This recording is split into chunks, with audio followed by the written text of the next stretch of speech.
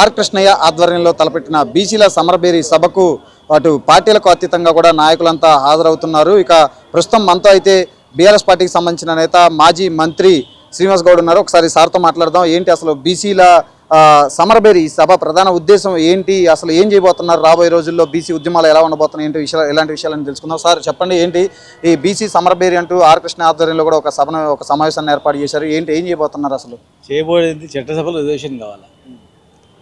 జనాభా ఉంది 60% జనాభా, వీళ్ళు ఏదనుకుంటే ఆ ప్రభుత్వం వస్తుంది. ఎవరు గెలవాలనుకుంటే ఆ వర్గం గెలుస్తుంది, ఆ నాయకుడు గెలుస్తుంది. కానీ ఐక్యత లేక ఓట్లు వేసేటప్పుడు ఎవరికంటే వాళ్ళకి వేయడం, ఓట్లు వేసిన తర్వాత అయిపోయిన తర్వాత సార్ మాకు సర్పంచ్ కావాలి, ఎంపీటీసీ కావాలి, టికెట్ కావాలి, లేకపోతే మాకు జాబ్ కావాలి, మాకు ఇది కావాలి అనేది డిమాండ్లు చేస్తూ ఉంది. ఏ ప్రభుత్వాలు కూడా చేయట్లేదు ఇంతవరకు కూడా. కేంద్రంలో ఇంతవరకు మంత్రిత్వ శాఖనే లేదు, ఎంతమంది సంఖ్యనే కరెక్ట్గా లేదు. కనుక చట్టసభలో ఎప్పుడైతే రిజర్వేషన్ వస్తే ఆ రిజర్వేషన్ కల్పిస్తే మాత్రమే న్యాయం జరుగుతుంది, తప్ప వేరే న్యాయం జరగదు. అందుకే ఈరోజు దేశవ్యాప్తంగా కూడా ఈరోజు బీసీ విప్లవం వచ్చింది. రేపు రాబోయే రోజుల్లో పార్లమెంట్లో బిల్లు పెట్టాలి. మహిళా బిల్లు అయిపోయింది, రేపు బీసీ బిల్లు చాలా కీలకం. బీసీ బిల్లు పెట్టి చట్టసభలో రిజర్వేషన్ ఇస్తే మాత్రమే అప్పుడు వీళ్ళకి న్యాయం జరుగుతుంది. లేకపోతే మళ్ళీ ఓట్లు వేయాలి, మళ్ళీ అడుక్కోవాలి, జోలే బట్టి అడుక్కోవాలి. వీళ్ళే ప్రధానమంత్రిని చేయాలి, వీళ్ళే మంత్రులను చేయాలి, వీళ్ళే అన్నీ చేసి మళ్ళీ వాళ్ళని పోయి అడుక్కోవాలి. ఈ ఓట్లతో గెలిచిన వాళ్ళు వీళ్ళు మర్చిపోతా ఉన్నారు. కనుకనే మనం ఓట్లు వేసుకుందాం, లేదు మనకు మద్దతు ఇచ్చే పార్టీలకు ఓటేద్దాం అనే రీతిలో ఈరోజు జరుగుతూ ఉంది దేశవ్యాప్తంగా. ఖచ్చితంగా కూడా దేశవ్యాప్తంగా రేపు సెన్సెస్లో కూడా కులగణన చేపట్టాలి, రేపు పార్లమెంట్లో బిల్లు పెట్టాలి, చట్టసభ రిజర్వేషన్ ఇవ్వాలి. అప్పుడు మాత్రమే ఈ వర్గాలకు దేశవ్యాప్తంగా న్యాయం జరుగుతుంది, అంతవరకు న్యాయం జరగదు. అయితే ఇప్పటివరకు విద్యా ఉద్యోగాల్లో బీసీలకు అయితే తగిన న్యాయం జరిగింది అనుకోవచ్చు. అయితే చట్టసభల్లో కోసమే ఇప్పుడు మళ్ళీ ఉద్యమిస్తున్నారు అనుకోవచ్చు. అసలు ఎందుకు చట్టసభల్లో ఇప్పటివరకు బీసీలకు తగిన ప్రాధాన్యం దక్కలేదు అనుకుంటారు? చైతన్యవంతులు కాలేకపోయారు. ఇంకా ఉద్యోగాలలో ఏడొచ్చింది? గవర్నమెంట్ ఉద్యోగాలు ఓన్లీ 2%. మరి ప్రైవేట్లో మొత్తం ప్రైవేటే కదా, 98% ప్రైవేట్ ఉద్యోగాలే. మరి ఆ ప్రైవేట్ ఉద్యోగాల్లో కూడా రిజర్వేషన్ ఉండాలి. మనం భూములు ఇస్తున్నాం, నీళ్ళు ఇస్తున్నాం, ఇన్ఫ్రాస్ట్రక్చర్ రకరకాలు ఇస్తున్నాం. ఇచ్చినప్పుడు ఈ వర్గాల వాళ్ళకు ప్రతిభ వాళ్ళకి ఇవ్వండి, ఇంటర్వ్యూ తీసుకొని. ప్రైవేట్లో ఉద్యోగాలు వచ్చినప్పుడు పారిశ్రామిక రంగంలో కూడా రిజర్వేషన్ కల్పించినప్పుడు, అదేవిధంగా చట్టసభలు ఎందుకంటే ఇవన్నీ ఇవ్వాలంటే చట్టం తయారు చేయాలి కదా. చట్టంలో లేకుండా నువ్వు తయారు చేసి నేను పంపించి నువ్వు మాట్లాడతలేవు ఈ వర్గాల గురించి. కనుక ఈ వర్గాల వాళ్ళు తగిన సంఖ్యలో ఉన్నట్లయితే పార్లమెంట్లో బిల్లు పెట్టినప్పుడు ఖచ్చితంగా ఈ బిల్లు పాస్ కావాలని కొట్లాడతారు. కొట్లాడాల్సిన అవసరమే లేదు, ఈ బిల్లు పెట్టాలని పెట్టుకుంటూ తీసుకుంటారు. కనుక మెజార్టీ వర్గాలకు న్యాయం జరగాలంటే చట్టసభల్లో రిజర్వేషన్ కలగాల. ఆ దిశగా ఈసారి ఉద్యమం ఉంటుంది. అయితే బీసీ ప్రధానే ఉన్నారు, అయినా కానీ మరి బీసీలకు అన్యాయం జరుగుతూ వస్తుంది కదా, దాదాపు 10 ఏళ్ళు దాటిపోయింది ఇప్పటికి. ఒక బీసీ ప్రధానమంత్రి ఉంటేనో, ఒక బీసీ ముఖ్యమంత్రి ఉంటేనో ఒక ఐఐటి కావు ఇవి. ప్రధానమంత్రి ఎవరు ఉంటారు కాదు, అక్కడ ఈ వర్గాల వాళ్ళకి చేసే వ్యక్తి ఉండాలి. ముఖ్యమంత్రి కానీ ప్రధానమంత్రి కానీ ఈ వర్గాల వాళ్ళకి చేయాలని తపన ఉండాలి. వాళ్ళ ఓట్లతో మేము అయినాం కదా, వాళ్ళకి చేయాలనేటువంటి ఆలోచన కలిగి ఉండాలి. అది బీసీ కావచ్చు, ఎస్సీ కావచ్చు, ఎస్టీ కావచ్చు, ఎవరైనా కావచ్చు. కనుక బీసీ ఉన్నంత మాత్రం ఏం జరిగింది చూస్తున్నాం కదా, కాదు అట్లా కాదు. పార్టీ విధానం ఉండాలి, ఒక వ్యక్తి కాదు. ఇక్కడ పార్టీ విధానమే ఖచ్చితంగా ఈ వర్గాల వల్ల మనం అధికారంలో వస్తున్నాం, వీళ్ళకి న్యాయం జరగాలంటే వీళ్ళకి కూడా చట్టసభలో రిజర్వేషన్ ఇవ్వాలా అన్నప్పుడు మాత్రమే వీళ్ళకి లాభం జరుగుతుంది. ఆ దిశగా ఈరోజు పయనిస్తూ ఉన్నాం. అయితే కులగణన చేపడితే బీసీల లెక్కలు తేలుతాయంటూ కూడా రాహుల్ గాంధీ అనేక సందర్భాల్లో అనేక వేదికల్లో చెప్పారు. జాతీయ స్థాయిలో కూడా కులగణన చేపట్టాలన్నారు. సో ఇప్పుడు రాష్ట్రంలో చూసుకుంటే సమగ్ర కులగణన అయితే జరుగుతుంది. మరి ఈ కులగణన ద్వారా నిజంగా బీసీ లెక్కలు బయటకు వచ్చి వాళ్ళకి నిజంగా న్యాయం జరుగుద్ది అనుకుంటారా? సరే, ఇన్ని సంవత్సరాల తర్వాత రాహుల్ గాంధీ గారు అందరూ సంతోషం. గతాన్ని మేము ఇప్పుడు అన్నదాన్ని మేము మాట్లాడతాం. వారు చెప్తా ఉన్నాం, రేపు అది కూడా పెట్టమనండి చట్టసభలో కులగణన చేపట్టాలని చెప్తున్నాం కదా. ఏం చేయడానికి కులగణన? నెత్తిన కొట్టుకున్నా రిజర్వేషన్ ఇవ్వడానికి కదా. కనుక రాహుల్ గాంధీ గారు ఇన్ని రోజుల తర్వాత చెప్తున్నాడు, మాకు కూడా సంతోషం. రేపు పార్లమెంట్లో మేము బిల్లు పెడతాం, మేము అధికారంలోకి వస్తే చట్టసభల్లో కూడా రిజర్వేషన్ ఇస్తాం. ప్లస్ దేశవ్యాప్తంగా ముఖ్యమంత్రులను కూడా మరి జనాభా ప్రాతిపదిక ముఖ్యమంత్రులను కూడా అక్కడ తయారు చేస్తాం. బీసీలను వాళ్ళ ఓట్లతో మేము అధికారంలోకి వస్తాం. కనుక వాళ్ళకు తగిన న్యాయం చేయాలి అంటే మేము చేస్తామని చెప్పి అది కూడా పెట్టమని చెప్పండి. గ్యారంటీగా ప్రజలు విశ్వసిస్తారు.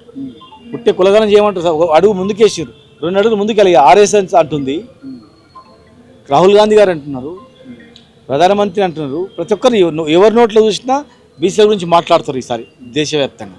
కనుక వాళ్ళు ఇంకొక అడుగు ముందుకేసి మేము అధికారంలోకి వస్తే ఇమ్మీడియట్గా ఫస్ట్ బిల్లు చట్టసభలలో జనాభా ప్రాతిపదిక మీద చట్టసభలో రిజర్వేషన్ కల్పిస్తాం, మహిళా రిజర్వేషన్ కల్పిస్తాం, బీసీలలో ఉపకులాల్లో కూడా రిజర్వేషన్ కల్పిస్తాం, చట్టబద్ధత తెస్తాం అని ఒక భరోసా ఇస్తే మాత్రం ఖచ్చితంగా వాళ్ళ వైపు ఉంటారు. ఎవరు ఇచ్చినా వాళ్ళ వైపు ఉంటారు. అయితే ఇక్కడ ఒకటి చెప్పండి, ఈ కులగణన అయితే జరుగుతుంది రాష్ట్రంలో, దీనికి సంబంధించి చాలా చోట్ల పత్రాలు కూడా ఎక్కడ పడితే అక్కడ రోడ్ల మీద పడేస్తున్నారు, తర్వాత చాలా మంది ప్రజలు కూడా సహకరించలేదు అన్నట్లుంది. ఇప్పుడు ప్రభుత్వం కులగణన ఎందుకు చేపడుతుంది? రిజర్వేషన్ ఇవ్వాలని చేపడుతుంది కదా.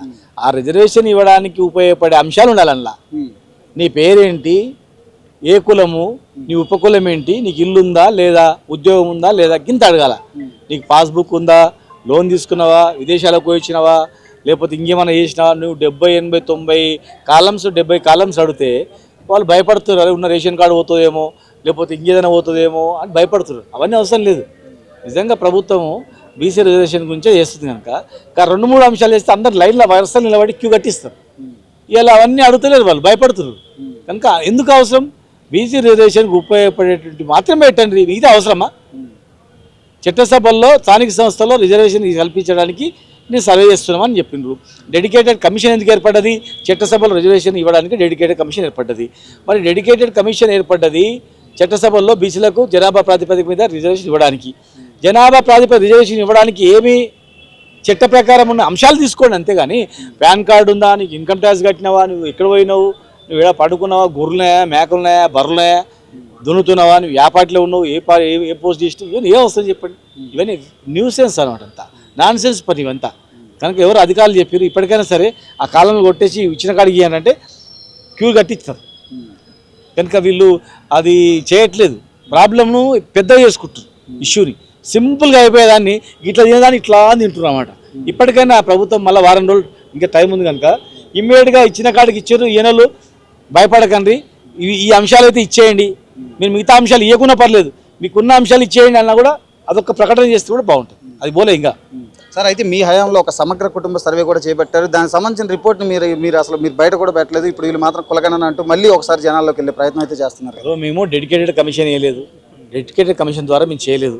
ఆ రోజు కొత్త రాష్ట్రం ఏర్పడ్డది కనుక ఏ వర్గాల వాళ్ళు ఏ పరిస్థితిలో ఉన్నారు తెలుసుకోవడానికి అంచనా, దాని ప్రకారమే మేము చేసింది. ఆ కులగణన ప్రకారమే ఇరిగేషన్ ప్రాజెక్టులు పెట్టుకున్నది, ఆ కులగణన ప్రకారమే మండలానికి ఒక గురుకులం ఏర్పాటు చేసుకున్నది, ఆ కులగణలో ఆరోగ్య పరిస్థితిని బట్టే అంగన్వాడీలకు గుడ్లు, పాలు, బాలామృతం పెట్టుకున్నది. ఆ కులగణలో చేపట్టినటువంటి అనేక అంశాలు తీసుకొని జిల్లాకు ఒక మెడికల్ కాలేజ్ పెట్టాలి, హాస్పిటల్ పెట్టాలన్నది. చాలా అంశాలు, ఆర్థిక స్థితిగతులు, వాళ్ళ యొక్క బాగోగులు బాగు చేయడానికి ఎవరెట్లో తెలుసుకోవడానికి చేసినటువంటి సర్వే అది. ఇది బీసీ రిజర్వేషన్ ఇవ్వాలంటే మాత్రం డెడికేటెడ్ కమిటీ ద్వారా చేయాలి. సుప్రీంకోర్టు జడ్జిమెంట్ కూడా ఉంది కనుక దానికి అనుగుణంగా వీళ్ళు చేసేది వేరు, దానికి దీనికి సంబంధం లేదు. ఇది చేసేది ఏదో కొన్ని అంశాలు మొత్తం తీసేయమని చెప్పండి, ఒకవేళ పెడితే అన్ని పెట్టని ఒక ప్రకటన ఇవ్వమని చెప్పండి. మీరు ఇష్టం ఉంటే ఇవ్వని లేకుంటలేదు, కులం అయితే కంపల్సరీ ఇవ్వండి, అదొకటి ఇచ్చిన చాలు అని చెప్పండి, అందరు కూడా ఇస్తారు. Thank you sir, thank you. ఇది అంటే ఇప్పుడు తెలంగాణ ప్రభుత్వం ప్రస్తుతం కాంగ్రెస్ సర్కార్ చేపట్టిన ఈ కులగణన, సమగ్ర కులగణన సర్వే ఏదైతే ఉందో దాంట్లో అంటే ఇన్ని కాలంలో దాదాపు ఒక 100కు పైగా ఉన్నాయి కాబట్టి అవన్నీ కూడా అవసరం లేదు, ఖచ్చితంగా అంటే ఈ స్థానిక సంస్థలకి అవసరమైనవి అంటే ఇది ప్రధానంగా స్థానిక సంస్థలకు సంబంధించి దీని ద్వారానే రిజర్వేషన్ కల్పిస్తామని చెప్పింది కాబట్టి ప్రభుత్వం. సో దానికి సంబంధించిన కొన్ని పెడితే కనుక జనాలు స్వచ్ఛందంగా బయటకు వస్తారు అని చెప్పి కూడా మాజీ మంత్రి శ్రీనివాస్ గౌడ్ చెప్తున్న పరిస్థితి ఉంది. అలాగే ఖచ్చితంగా బీసీలు అయితే రాబోయే రోజుల్లో ఖచ్చితంగా రాజ్యాధికారం దక్కించుకోవాల్సిన అవసరం ఉంది. ఎందుకంటే ఇప్పటివరకు ఓట్లు వేసి నాయకులను మోయడానికే బీసీలు ఉన్నారు, కానీ ఇక ఆ పరిస్థితి మారాలి. ఖచ్చితంగా రాబోయే రోజుల్లో కూడా ముఖ్యంగా ఇప్పుడు శీతాకాల పార్లమెంట్ సమావేశాల్లో ఖచ్చితంగా బీసీ బిల్లు పెట్టాలి అంటూ కూడా అందుకు తగ్గట్లుగానే ప్రస్తుతం అయితే ఇక్కడ ఒక తొలి అడుగు పడిందంటూ కూడా మాజీ మంత్రి శ్రీనివాస్ గౌడ్ చెప్తున్న పరిస్థితి ఉంది. కెమెరామెన్ సాయితో మణిశంకర్, పల్లవి టీవీ, రవీంద్ర భారతి నుంచి.